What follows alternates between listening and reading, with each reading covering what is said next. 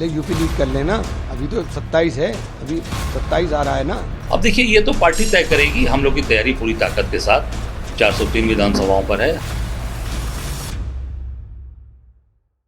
UP चुनाव से पहले सपा कांग्रेस में सीट को लेकर बवाल देखने को मिल रहा है, जिसके बाद सवाल उठ रहा है कि क्या सपा कांग्रेस में या इंडिया गठबंधन में सब कुछ ठीक तो है। इस वीडियो में हम इसी पर करेंगे बात। नमस्कार, 4 PM पर आप सभी का स्वागत है। दोस्तों, बिहार चुनाव के बाद अब उत्तर प्रदेश की ओर पूरे देश की निगाहें टिकी हुई हैं।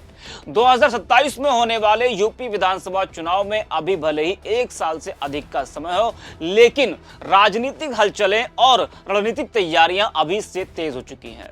यह चुनाव केवल सत्ता परिवर्तन का ही नहीं, बल्कि राष्ट्रीय स्तर पर राजनीतिक ध्रुवीकरण का भी एक बड़ा संकेतक होगा। मुख्य मुकाबला एनडीए और इंडिया गठबंधन के बीच ही होना है। इंडिया गठबंधन के तहत समाजवादी पार्टी, कांग्रेस और भी कई दल शामिल हैं। लोकसभा चुनाव में सपा कांग्रेस गठबंधन ने उत्तर प्रदेश में बीजेपी को धूल चटाई थी। उस सफलता ने विपक्षी खेमे को एक नई ऊर्जा प्रदान की और इसी आत्मविश्वास के आधार पर दोनों दल अब विधानसभा चुनाव में भी बीजेपी को मात देने की रणनीति तैयार कर रहे हैं। लेकिन राजनीति का खेल जितना आसान दिखता है उतना होता नहीं। गठबंधन राजनीति की सबसे बड़ी पहली सीट शेयरिंग यूपी में भी अपना असर दिखाना शुरू कर चुकी है। यूपी में यह चर्चा गर्म है कि सपा कांग्रेस को मात्र 50 से 60 सीटें ही देने पर विचार कर रही है। कुल 403 सीटों वाले विधानसभा चुनाव में यह संख्या कांग्रेस के लिए काफी कम मानी जा रही है। इस खबर ने दोनों दलों में अंदरूनी हलचल पैदा कर दी है। कांग्रेस प्रदेश अध्यक्ष अजय राय ने बयान दिया है कि उनकी पार्टी 403 सीटों पर तैयारी कर रही है और अंतिम फैसला राष्ट्रीय नेतृत्व लेगा। जरा आप भी सुनिए अजय राय को। अब देखिए, ये तो पार्टी तय करेगी। हम लोग की तैयारी पूरी ताकत के साथ 403 विधानसभाओं पर है। हम संगठन मजबूती से अपना खड़ा कर रहे हैं। सब काम मजबूती से संगठन सृजन का काम कर रहे हैं। बाकी निर्णय राष्ट्रीय नेतृत्व को। तो सुना आपने, उनकी इस टिप्पणी ने सपा कांग्रेस गठबंधन के भीतर बेचैनी बढ़ा दी है, क्योंकि इससे स्पष्ट संकेत मिलता है कि कांग्रेस अपनी राजनीतिक जमीन बढ़ाने की कोशिश में है और सीमित सीटों पर मानने को तैयार नहीं होगा। दोस्तों, जिस तरह से उत्तर प्रदेश में सपा कांग्रेस को 50 से 60 सीटें देने पर विचार कर रही है और जो बवाल मचा हुआ है, इस विवाद के पीछे बिहार का ताजा चुनाव एक महत्वपूर्ण कारक माना जा रहा है। बिहार विधानसभा चुनाव में कांग्रेस 61 सीटों पर चुनाव लड़ी थी, लेकिन वह केवल 6 सीटें ही जीत सकी। लगभग 10% की स्ट्राइक रेट विपक्षी गठबंधन के लिए एक खराब परिणाम था।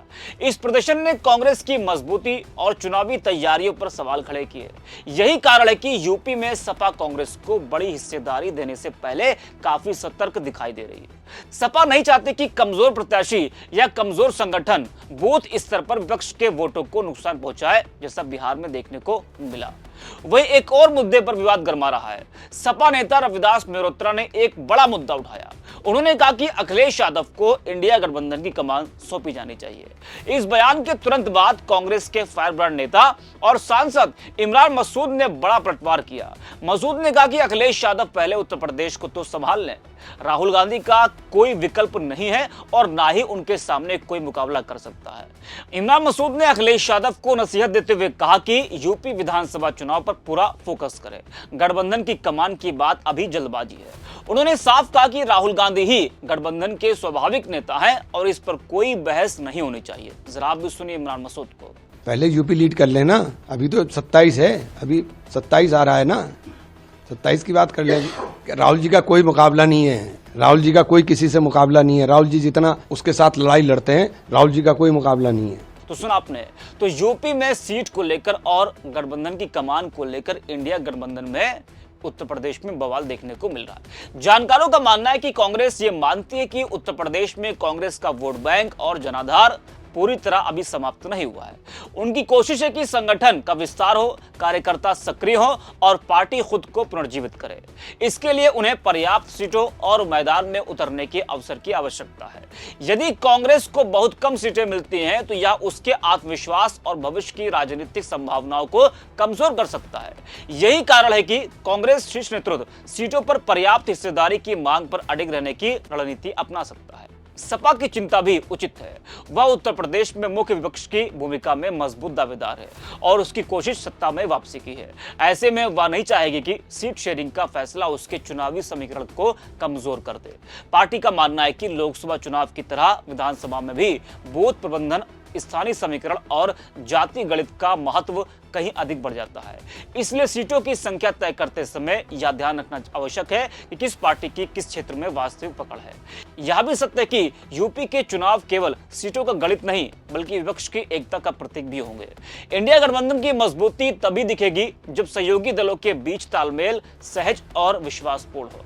यदि सीट शेयरिंग जैसे मुद्दों पर अभी से ही विवाद और सार्वजनिक बयानबाजी होती रही तो यह गठबंधन की छवि को नुकसान पहुंचा सकता है और बीजेपी के लिए चुनावी लाभ का अवसर पैदा कर सकता है। गठबंधन राजनीति में अक्सर देखा गया है कि सीटें केवल पिछले प्रदर्शन के आधार पर ही नहीं बल्कि भविष्य की संभावनाओं को देखते हुए भी तय होती है। कांग्रेस यदि मैदान में सक्रिय रहती है और अपनी ताकत बढ़ाती है तो उसके लिए बेहतर स्थिति संभव है। वहीं सपा के लिए भी यह आवश्यक है कि वह सहयोगी दलों को सम्मानजनक स्थान दे, क्योंकि मजबूत गठबंधन की विपरीत राजनीतिक ध्रुव का मुकाबला कर सकता है। अंततः यूपी का चुनाव केवल सत्ता की लड़ाई नहीं बल्कि भविष्य की राष्ट्रीय राजनीति के लिए भी निर्णायक साबित हो सकता है। पहले यूपी लीड कर लेना, अभी तो 27 है, अभी 27 आ रहा है ना, 27 की बात कर लें। राहुल जी का कोई मुकाबला नहीं है, राहुल जी का कोई किसी से मुकाबला नहीं है। राहुल जी जितना उसके साथ लड़ाई लड़ते हैं, राहुल जी का कोई मुकाबला नहीं है। कांग्रेस और सपा को यह समझना होगा कि यदि वे मिलकर लड़ते हैं और सीट शेयरिंग के विवादों को सुलझाते हैं तो उनकी जीत की संभावनाएं बढ़ सकती हैं। लेकिन यह विवाद लंबा खिंचता है या मनमुटाव की वजह बनता है तो इसका सीधा फायदा बीजेपी को मिल सकता है। आने वाले कुछ महीने इस गठबंधन की दिशा और मजबूती का असली परीक्षण होंगे। तो इस वीडियो में इतना ही। अब एक तरफ 4 PM।